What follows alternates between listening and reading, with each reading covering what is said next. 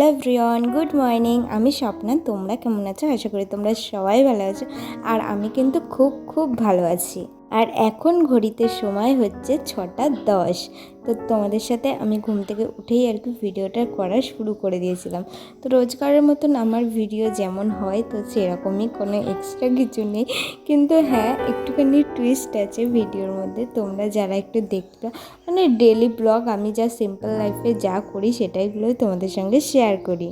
আর দেখো, আমি কিন্তু এখানে বিছনা তোলা শুরু করে দিয়েছিলাম। আর এখন যা হালকা হালকা বৃষ্টি হচ্ছে, ঝড় হচ্ছে, তাতে মশারি না টানালে, না ঘুমালে ভীষণ মশা ঢোকে জানলা থেকে। কারণ আমাদের এদিকে চারিদিকে বাগান এলাকা, তো ওই কারণে মশারি টানানো কিন্তু মাস্ট। বাট আমার মশারি না টানালে ঘুম আসে না, ভীষণ মশা কামড়ায়। আর আমার বরমশাইয়ের কিন্তু উল্টো, তার মশারিতে ঢুকে মনে হয় সে যেন একটা কিছুর মধ্যে বন্দি হয়ে রয়েছে, সেই জন্য তার মশারির মধ্যে ঘুমাতে ভালো লাগে না। আমার কিন্তু উল্টো, আর আমি মশারি না টানিয়ে ঘুমাবোই না। দেখো, আমি কিন্তু মশারি তুলে নিয়েছিলাম, তারপরে বিছনার চাদরটা টান টান করে নিয়েছিলাম। দুদিন ধরে বিছনার চাদরগুলো না সাইডে গুছিনি গোছানোর সময়, কারণে আজকে একটু ভালো করে গুজে দিচ্ছিলাম, কারণ হালকা হালকা ঢিলা ঢিলা হয়ে গেছিলো, যাতে টান টানটা থাকে সেই জন্য ভালো করে টাইট করে গুজে দিচ্ছিলাম। তারপর নারকেল ঝাঁটা দিয়ে ভালো করে বিছনাটাকে ঝেড়ে নিলাম। এখন কিন্তু হালকা হালকা ঠান্ডা আর হালকা হালকা গরম, এরকম ওয়েদারটাই চলছে। সারাদিন গরম, গরমে তো গা একেবারে ফাটে দিচ্ছে, সেই কাঁঠাল পাকানো গরম। আর রাতে গিয়ে কিন্তু হালকা হালকা ঠান্ডা লাগছে, তখন কিন্তু গায়ে একটা ক্যাথা বা কিছু কিন্তু দিতেই হয়। সেই কারণে একটা ক্যাথা বের করে রেখে দিয়েছি। আর শীত, বর্ষা, গ্রীষ্ম যাই বলো, ক্যাথা কিন্তু আমার লাগেই।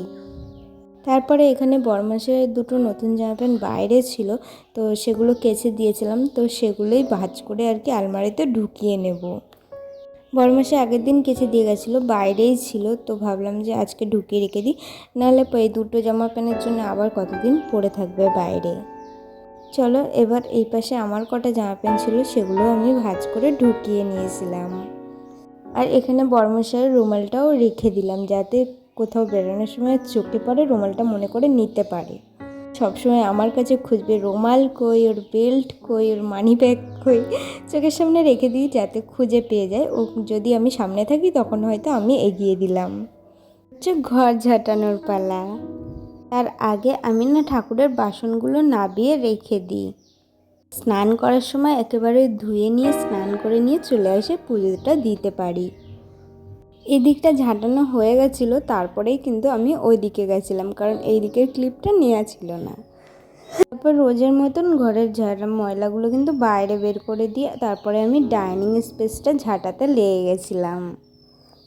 তো ঝাঁটাতে ঝাঁটাতে এর মাঝে মা এসেছিলো আমার কাছে টিপের পাতা চাইতে, কিন্তু আমার তো বড় টিপ, মানে আমি যেই সাইজের টিপটা পরি মাও সেটাই পরে, কিন্তু আমার কাছে শেষ হয়ে গেছিলো। তো দেখো, একটা টিপের পাতা পড়ে রয়েছে, তো মাকে বললাম নেই, ছোট সাইজ আছে। তো মা ছোটোটাই পরে নিয়েছিল, আর বড় সাইজটা আর কি ছিল না, ওই জন্য আর কি। তো বললাম ঠিক আছে চলো, তুমি ওটা নিয়ে নাও, আমি ওকে আনতে বলবো। তো ঘরটা তো ঝাঁটানো হয়ে গেছিলো, এবার ডাইনিং স্পেসটা ঝাঁটাচ্ছিলাম। আর এখানে সিঁড়িতে যেটুকু আমার ঝাঁটা কোলায়, নিচে দাঁড়িয়ে সেইটুকু সিঁড়িটা ঝাঁটিয়ে দিই, না হলে মা ঝাঁটিয়ে নেয়। সিঁড়ি তো খুব একটা ইউজ করা হয় না, ওর জন্য 2-3 দিন ছাড়া ছাড়া মা আর কি সিঁড়িটা ঝাঁটায়। আর আমি কিন্তু আমার প্রেগনেন্সির জার্নিতে যে একেবারে বসে আছি, একদমই না। তোমরা হয়তো দেখছো যে আমি কিন্তু টুকিটাকি অনেক কাজই করছি। এই কাজগুলো অন্তত আমার দ্বারা করা সম্ভব, অন্তত ভারী না আর কি, মানে হালকা কাজ, যেমন ঘরটা ঝাড় দেওয়া, একটু জামা প্যান্ট গোছানো, একটু হালকা একটু জলমল ভরে রেখে দেওয়া, কিন্তু জল চাগানো না, জলটা জাস্ট ভরে রেখে দেওয়া, এই ধরনের কাজগুলো কিন্তু আমি করছি। কিন্তু ডক্টর বলিনি যে কোনো মানে বেড রেস্ট বা তুমি হাঁটা চলা করবা না, বসে থাকবা, শুয়ে বসে থাকবা, সেরকম কোনো কিছু না। আমি কিন্তু ভালোই আমার মধ্যে আছি।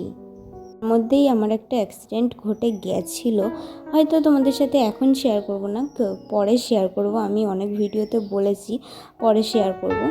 তো দেখো, আমি কিন্তু পুজো দিতে চলে এসেছি, স্নানও হয়ে গেছিলো তার মধ্যে। জানো তো, আমি পুজো দেওয়ার সময় না সব সময় ভগবানকে বলি, ভগবান তুমি শুধু আমার সহায় থেকো, মানে আমার সুখ দুঃখ ভালো মন্দ সব কিছুতে তুমি শুধু আমার পাশে থেকো। আমি বলছি না, মানে ভগবানের কাছে কোনো সময় চাইনি যে ভগবান তুমি আমাকে এটা দাও সেটা দাও। আপনার কাছে একটাই কথা বলেছি, শুধু তুমি আমার সুখ হোক দুঃখ হোক যাই হোক তুমি শুধু আমার সহায় থেকো, মানে তুমি শুধু আমাকে দেখো ভগবান, এটুকুই তার কাছে চাওয়া। ভগবান বলতে আমার ভগবান হচ্ছে গোবিন্দ গাইস। আমি ভীষণ পরিমাণে কৃষ্ণ ভক্ত। যারা যারা মানে অন্তত আমার পোস্ট দেখো, আমাকে ফেসবুকে যারা ফলো করে তারা হয়তো জানবে আমি ভীষণ পরিমাণে কৃষ্ণ ভক্ত।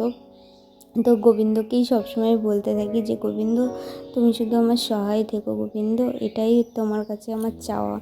তুমি যেমন আমার সন্তানকে যেমন তুমি আসতে দিয়েছো, তেমন তার খেয়ালটা তুমিই রেখো। কারণ এই পুরো বিশ্বব্রহ্মাণ্ডের মালিক তো হচ্ছে কি আমাদের গোবিন্দ না?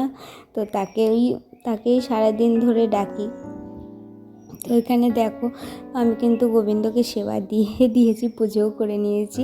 আর এখানে দেখো আমি তারপরে চুলটা আঁচড়ে নিচ্ছিলাম।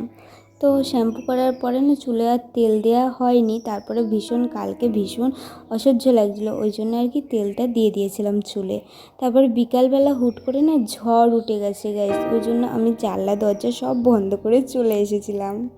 আর গাইজ আমার কপালে একটা লাল দাগ, ওটা হচ্ছে সিঁদুরের দাগ। আসলে মুখ চোখ ডলছিলাম তো কখন লেগে গেছে বুঝতে পারিনি। আর বাইরের অবস্থাটা দেখো গাইজ কতটা বাজে। আর এখানে না আমি ওয়াইফাইয়ের লাইনটা অফ করে দিচ্ছিলাম, কারণ যদি মেঘে মানে একটু ঝড় বৃষ্টি হলেই কারেন্ট চলে যায়, কিন্তু মেঘে মেঘে যদি কোনো সময় নষ্ট হয়ে যায় বাজ পড়ে, ওই জন্য সেটাকে আগে বন্ধ করে দিলাম। তারপর দেখলাম বর্মশাই ফোন করছে।